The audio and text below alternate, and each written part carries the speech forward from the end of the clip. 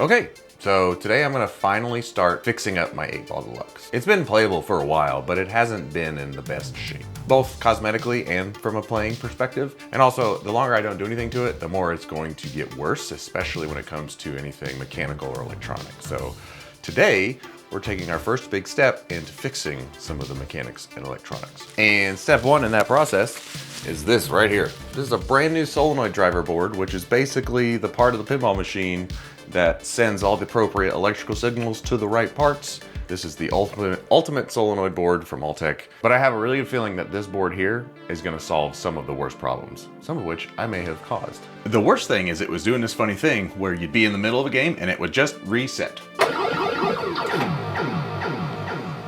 Another issue that may not even be related to the solenoid driver board is the center pop bumper. It just has a mind of its own and most of the time doesn't fire when the ball touches it. Maybe we'll get lucky and maybe that'll fix it, but I don't have my hopes up. There's also been a lot of inconsistencies in the power of the coils just all throughout the machine. Sometimes the ball wouldn't even make it into the trough the first time until I opened the thing up and moved a little bit of wires and then suddenly it had power again. Don't recommend you do that to your own machine. You could short something out or go through a lot of fuses. Generally, overall, this was kind of a reliability issue. I was uncomfortable with saying, hey kids, go play the pinball machine, because inevitably 2 minutes later they'd run back upstairs and say, Dad, you need to fix the machine again. So I'm hoping at least after today, we can comfortably play the machine without the games being interrupted by an issue. All right, we're in handheld camera mode, which means it's time to get some work done. First thing I gotta do is pull the back glass off, and I'm gonna give you a brief tour before we start pulling things out of here and going over what actually needs to be done. Now, the machine had been updated with some LEDs and a few things here and there. Previous owner had also installed this Alltech MPU, which is a nice upgrade, didn't have to worry about battery corrosion. And then I had, like I said, had added some lamp driver boards because this had LEDs and they were flickering really, really bad. But today, here's what we're looking at. So this right here, this makes me pretty skeptical of past life of this machine. I'm sure you noticed in the opening too, the score displays were not fully working. Like player 4 and the ball in play were looking a little wonky. And that started happening when I started doing some work right here on the driver board. I'm hoping replacing the driver board will also fix the issue with the score display. Otherwise, there's gonna be an extra step in this restoration process. That's right, today we're worrying about this. Let's go. Oh, that's always a good sign, isn't it? I'm pretty certain that's been there a while. So my initial fixing of this board was jumper wires, because there were a lot of broken traces on here. There's some terrible tape on some of these.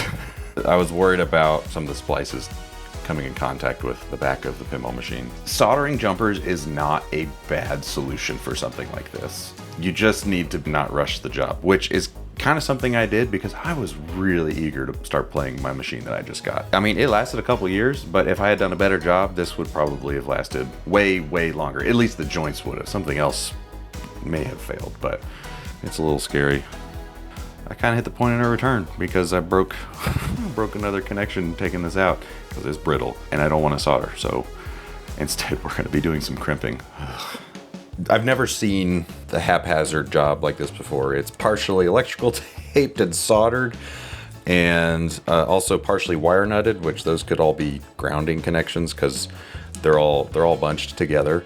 The colors aren't lining up either, so this is going to require some digging in the manual, which is going to be great. I'm not looking forward to this part. I got big fingers. All right, time to stare for a little bit.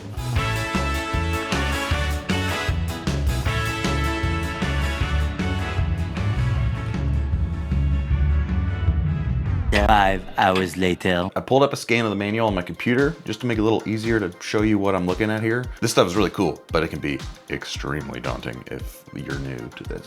What's great about this table is it has the name of each connector and each number next to each pin is its corresponding colored wire. So referencing something like this is your original source of truth for this. I'm sure you could go online, find videos of people doing the same thing, but always use this as your first point of reference. Let's get into it. And the connector that we are starting with is the J3, and it goes 1 through 25, top to bottom.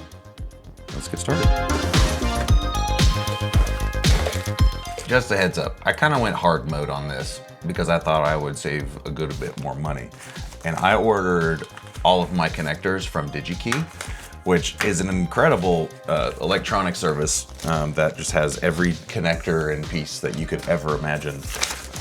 It ended up not being that much cheaper than like buying a pre-made kit that you can find from certain sellers on eBay or through Marco or other places like that. And it saves you a whole bunch of time if you just buy a pre-assembled kit of connectors. But still got everything we need. Well, I gotta start crimping and matching colors.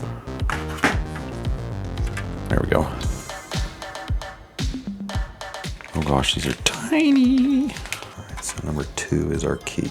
Oh, is that the right key?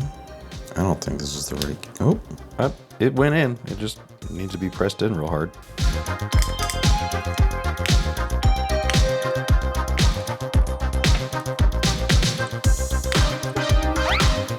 Does this give you anxiety? A little bit, yeah. You got plenty of length still, that's good. So when I say I'm going to be getting this machine restored, this is not a single video project. Today I'm just replacing this driver board. Hopefully the machine will be playable again. It needs pretty much a full playfield restoration or hardtop. It needs to be completely cleaned out because who knows when the last time that was. Touch-up paint on the outside, new legs definitely because the levelers on them are just kind of rusted and they don't even turn anymore. And really, the kicker is I want to put this machine on location for a little bit and just to see how it does. So hopefully all my work is worth it and doesn't get undone by putting it on location for a little while. It's too bad that riveting content. Tell you what, tell me in the comments what your favorite pinball machine is that was made before the year 2005, because I have a big old soft spot for older games. My favorite machines are mostly from the 90s, early 2000s DMD era. Would we call that the golden age of pinball? I feel like it was at least one of the golden ages, right?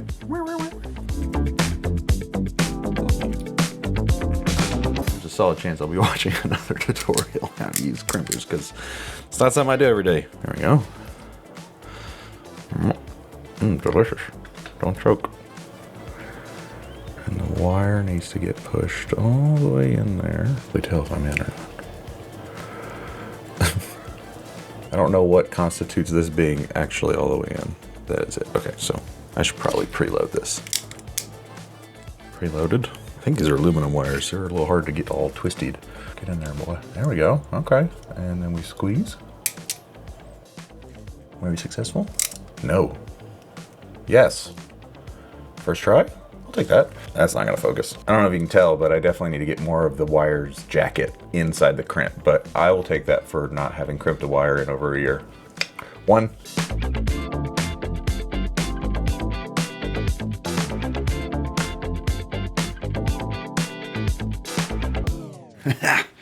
So that wasn't nearly as bad or as frustrating as I was expecting it or remember it being. If you've never done wire crimping before, once you kind of figure out a flow, it goes by pretty quickly and becomes kind of strangely enjoyable and weirdly satisfying if you're into that kind of thing. But anyway, all these wires have crimped ends now. Doesn't necessarily mean I'm done, but it means I finished with this one connector. So I'm gonna go ahead and try to get everything put together inside of the connector housing. So this is going to be a lot of looking back and forth at the paper and let's do it. So I'm going to be doing a lot of talking to myself now. Yes, connector J3 is where we are starting today. Number 1 is not used apparently. I see black and green. There's a yeller. Was that a black and yellow? No, it's just dirty. Yellow and red. Did I read that wrong? 8 black, 3 yellow. There's a black and yellow going in. No, there's not. How about we come back to that one? Oh, number 4 says not used. So why would it be labeled but say not used? 4 not used. Number 5 is 3 0. 3 yellow. 0 nothing. So I know we have a yellow one. There we go. 6 is 9 2. We got gray, blue. Note, it says note 1. Oh look, notes. These pins are reserved for future use. That's red and green. You think you're at Christmas? There we go. Just red. Just red. Just red is number. Pop this son of a nutcracker in there, torn to fire. Look at that. One connector done. Guys, it feels so much better to have the dumb soldered up wire nut nonsense in here already. And that was just one of the connectors.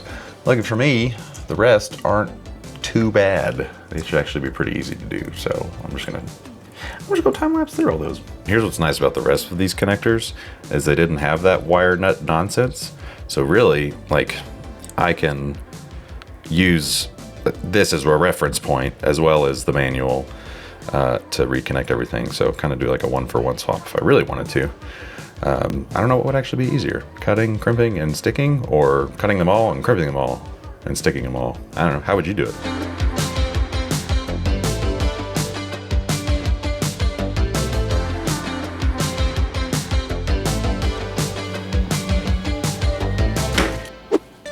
Well, all the connectors are on. Well, it already looks like a much cleaner looking machine in here.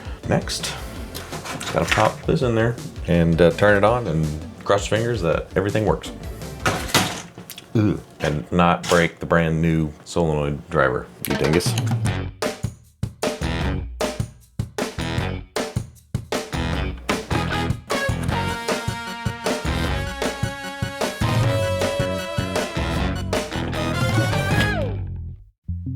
Here we go. 3, 2.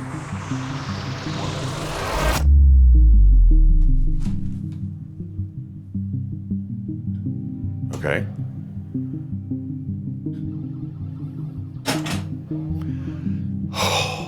Oh, okay. Oh, man. Well, everything turned back on, but look at the display. Oh, dang it. Okay. Well, I haven't started a game yet, so I don't know if other issues have been resolved. The one issue I was hoping would be resolved is that, and it's not. What I think that means is something got shorted along the line somewhere. Probably messed up 2 of those score displays. So, we might be hunting down some more issues in the next video. Anyway, let's see if it works otherwise. Work. That felt different. Those are working. There's a piece of plastic inside. All right, I'll come back for that. All right, pop bumpers. Are they all working? Nope. So that might be the bumper itself. The ball does seem to be coming out of the trough a little harder. The flippers seem, at least for the couple of seconds that I used it, seem to have a little more power. But that center pop bumper seems to be giving me trouble. Oh. Did you hear that? It actually fired when I pushed that, which has been kind of an issue. So now, classic. The other 2 bumpers seem stronger. We're getting somewhere. The game is not shutting itself off randomly, which is great. Granted, it's only been on for like 5 minutes. But well, that was interesting. Did you catch that? Hold on. Hold on.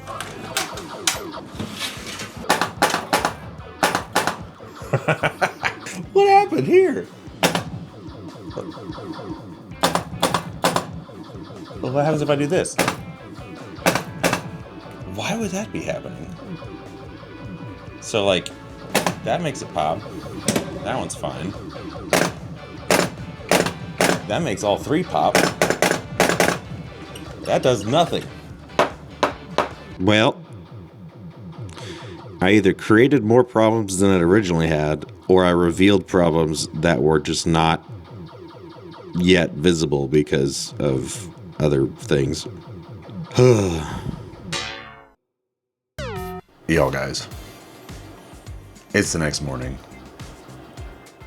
I decided to have another look at the machine with some fresh eyes, and turns out I was just confused by the color codes. This silly connector right here has a blue and orange wire and a blue and red wire, and they were backwards. They were just flip-flopped because, well, blue and orange and blue and red look very similar on a 50-year-old worn-down wire. The pinball machine is at least back to where it was.